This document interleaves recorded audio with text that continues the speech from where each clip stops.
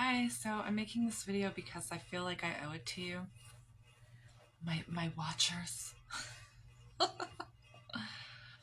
But this is like one of those things. It's actually I do owe it to you. It's gonna be kind of a long one because I'm actually gonna force you guys to hear this stuff, or you could just listen. I actually don't have anything. I'm sick today. Can you tell when you look at me? Do you see that I'm sick? Do I look like I'm sick?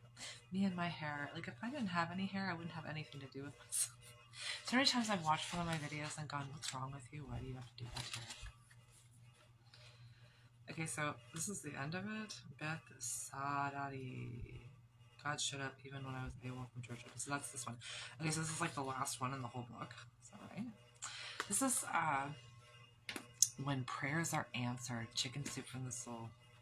Chicken soup for the soul. And I'll give you a little backstory so that you understand what's going on. Okay, so yesterday I read this. I hadn't read it before.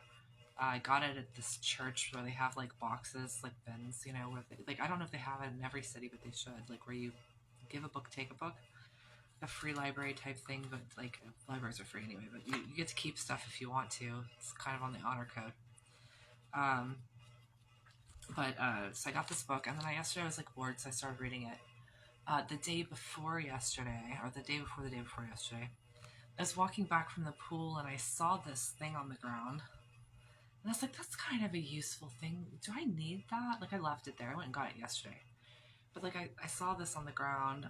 It's, like, for changing a tire. And I knew what it was. And it was sitting on the ground, like, while I was walking back from the pool. So I was like, well, that's really interesting. I wonder if people need that. Should I grab it? I wouldn't have. I left it there. I went and got it yesterday. Because I left it there and I went and got it. I don't know what I was going to say. Oh, I don't feel good. So anyway, I left it there and then I went and got it, okay? And that's the backstory. So I was like bored and I like decided I was gonna read this book. Oh, I also forgot. So I like, and I also, this is another thing that's so funny.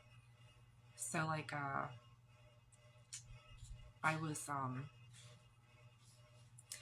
opened the book up to this Precious Mess thing and I read it and I saw her name and everything else. And I was like reading about it and I was about to like read the story, but I turned my face to the other side, like just like this is the story that I turned to begin with. Then I looked at the story and I like read the very last part of it. And it says, I handed him a Coke and a Sprite in hand, walked to the car, opened the door, kissed my daughter, and handed her the Sprite. Pray for everything and don't ever let anyone convince you otherwise. So I saw that, and for whatever reason, I didn't want to read this, even though I didn't even read A Precious Mess, I don't think. Like, I just decided I liked this story better. It's like I was watching the Game Show Network like a couple of days before that, and it was like, this is all so weird. Like, it was just so weird. And then I was like, I decided that the reason that this all happened to me, okay, because they're going to think I'm nuts. For one thing, I thought it was nuts. It's like, I couldn't sleep last night because I thought it was so nuts. I was like, why do weird things happen to me? But like, I was watching the Game Show Network and Soda Miracles, and it was like this show where you have to pick like 5 things that like are the top 5 answers of why people do something. And it's like, why do your kids, when you go on vacation, bother you? And one of the answers that you could select as the 5 top answers was because they are hangry. Hangry, hangry. So, but that wasn't the reason why. It wasn't because they were hangry. It was like the wrong answer. But this is like a story about kids getting hangry on vacation. And I was like, that's interesting. I think that's so funny. And it just ended up being like one of those things where I'm going to read the story to you, even though you don't care. Because I want people to believe in stuff. Okay? So one beautiful day in northwest Arkansas, while visiting the 60-foot-tall Christ of the Ozarks statue in Eureka Springs, when my then 13-year-old daughter asked for a Sprite, looking at her with barely veiled surprise, I reminded her that we were deep in the Ozark Forest on top of Magnetic Mountain, and the mountain forest did not provide sodas for teenagers. Besides, I could really use a restroom, which also were not naturally occurring in forests, so soda was not high on my list of priorities. This explanation was not convincing to my daughter, who promptly provided a solution. I'm going to pray for one. Sweetheart, one cannot pray for soda, I explained. Yes, you can, she continued defiantly. The Bible says pray for everything. While this is certainly true, I don't believe God has soda in mind when he handed down those little tips. I reasoned. Well, I'm going to pray for it anyway, was her unwavering response. I told her to go ahead and do so if it made her feel better, but do not be disappointed if it doesn't happen. I did ask her to pray for a restroom while she was at it, and we headed to the car to drive home. As we neared the parking lot, I noticed a small building situated not far behind the car. As we got closer, I realized that it was a restroom. How had I not noticed that before? Well, I guess it wasn't really that bizarre. After all, we're in what is probably a popular location, an attraction. Regardless of the reason, the sight was welcome. Well, ask and you shall receive, I exclaimed. I asked my daughter if she needed anything or if she needed to use the restroom before I went. She didn't. Tucking her in the car, my husband and I headed to the bathroom. Do you think I handled that okay? I asked my husband. Discouraging prayer, even if it was just for a soda. It might be confusing for her. After all, you tell her to pray for everything, and then when she wants to pray for literally everything, you make her feel silly for doing it, he admonished. I didn't say it was silly, I defended, just that it wasn't what the verse meant. Doesn't it seem kind of, I don't know, blasphemous, I guess, praying for something as trivial as soda? Not really. The Bible does say everything. Who are we to put limits on that? Was his wise reply. No sooner had we finished this sentence than we reached a tiny structure that housed the restrooms, and right next to the restroom entrance, what should we find but a soda machine? We looked at each other in surprise and moved toward the machine to see if it was even on. It was. I don't have any change, do you? I questioned. I only have 50 cents, he answered. It's $1. We don't have enough. That's a shame, since that would have been a mini miracle for her. I was disappointed. Let's put the 50 cents in anyway, he said. What would be the point of that? I asked. She prayed for a miracle in the middle of the wilderness. 2 minutes later, we found a soda machine in the middle of the wilderness. It's worth a try, he explained. I guess, I said skeptically. He plopped in the 2 quarters, and we instantly heard the reassuring click that signifies the acceptance of full payment. You've got to be kidding me. There was already 50 cents in there, I asked.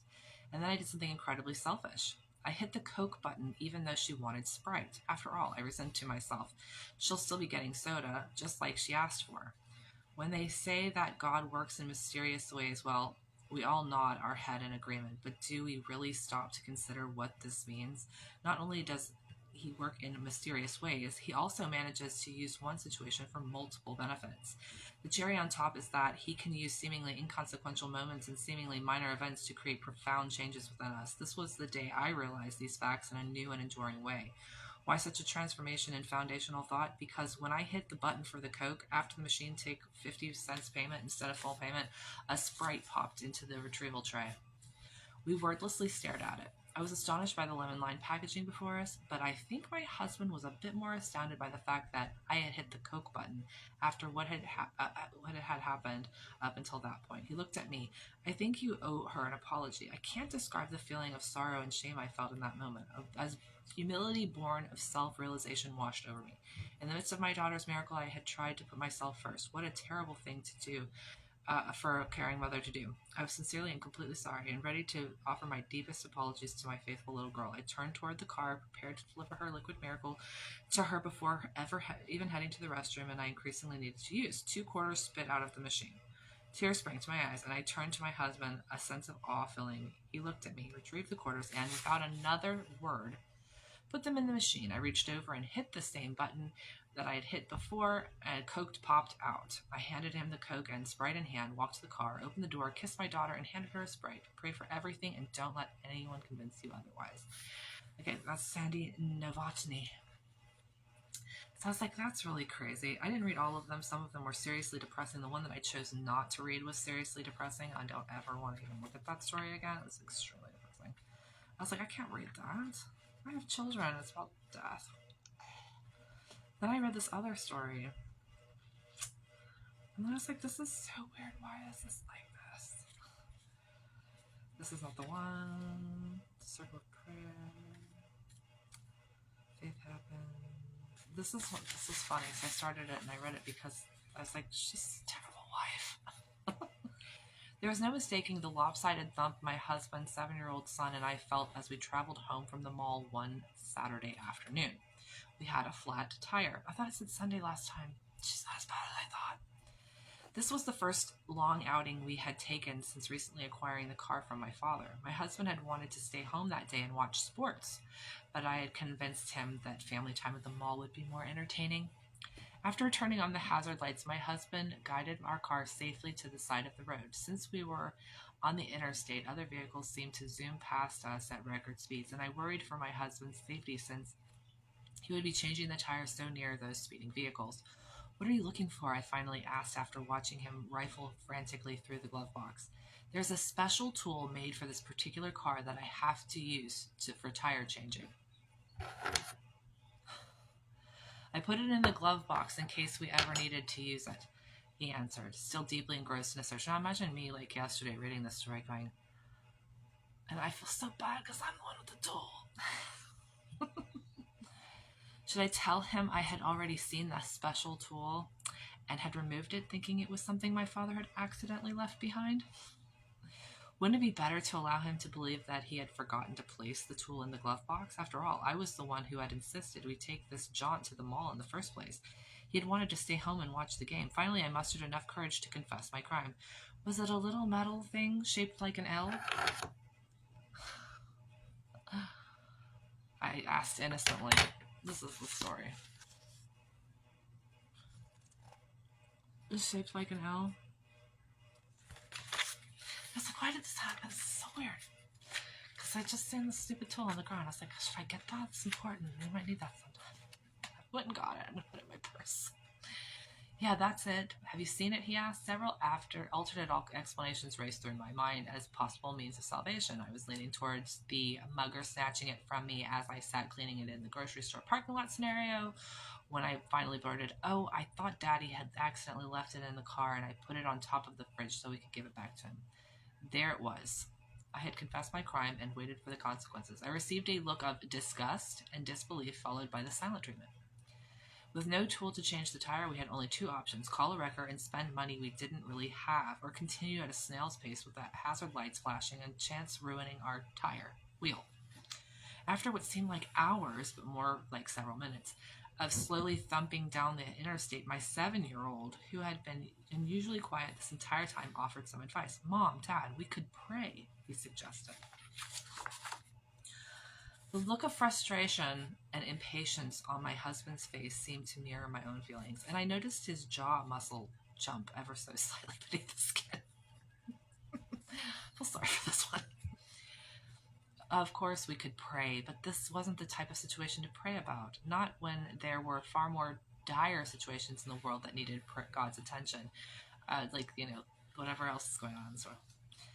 Besides, how could prayer solve our problem? Would our tire miraculously heal itself and become plump with new air? "Okay, son," I said. I sounded tired. "You sit back and pray." With each metallic crunch and thud, I felt myself tense against the sound of the shift toward the good side of the car. However, somehow it seemed there would be less weight on the tire if I held my breath. I didn't really believe that, of course, but I found myself involuntarily wincing after each fatal clunk anyway. A few motorists actually slowed down and offered to help, and none of them had the special tool necessary for changing our tire on that particular car. It finally got to the point where we wished people would just stop asking. "I have your tire tool." I couldn't believe this. Was so weird. Because I actually was walking and I stopped over it and actually spent time do I need that tool? Why do I want that tool? Our luck changed, however, when a large white pickup truck passed us and then stopped on the side of the road. It looked promising, so we eased our car over next to the truck as its door swung open and 5 men, all wearing the same short sleeve, same sort of t-shirt, bounded out. Our disgruntled attitudes were in stark contrast to their ear-to-ear smiles, and they all seemed overly anxious to help us. The part I found most peculiar was that they just so happened to have this specific tool that was necessary to change the tire on our car, and boy, were they fast. They had the flat tire off and spare on in a matter of seconds, it seemed. Their smiles never left their faces, even as they loaded our flat tire into our trunk and told us to have a nice day. Everything happened so quickly and in such a surreal way that my husband and I just sat dumbfounded, watching the men, one by one, pile back into the truck and wave goodbye. Then we heard a small voice from the back seat. "I told you we should pray." I glanced up just in time to see the truck's bumper sticker before it disappeared in the distance. It read, "Faith happens." I thought that was really interesting. And then I went onto my Facebook today, like yesterday, I was like, why did that happen? It's so weird. It was like everything that had happened in the last 24 hours. Maybe not everything, but I was like bummed that hangry wasn't one of the reasons why people, you know what answer they had picked instead of because your kids are hangry, that your kids are annoying when you go take them on vacation? Because they eat gross foods. And I had to tell you that because maybe one day you'll be watching it and you'll go, oh, that's that episode that Miss Berry said something about because of this book that she read. Like you're watching. So anyway, I have those two stories, and then I turned on my Facebook and it says pray, like right there. These are not all about prayer. The soda machine miracle is followed by a woman who's like devastated over the loss of one of her children. There's this other stuff that goes on. They're not all about prayer, but the ones that I read, the ones that hit home, the ones that like had like that like had like a little like a string tied around that they were pulling from my life. Like, you come with me. We'll talk about it tomorrow. I thought that was so interesting. I had to share it because like here I am. Oh, I should share the most important part. I've not been praying as much as I normally have. I should be praying more. I figure that maybe now, and I'm going to dedicate myself to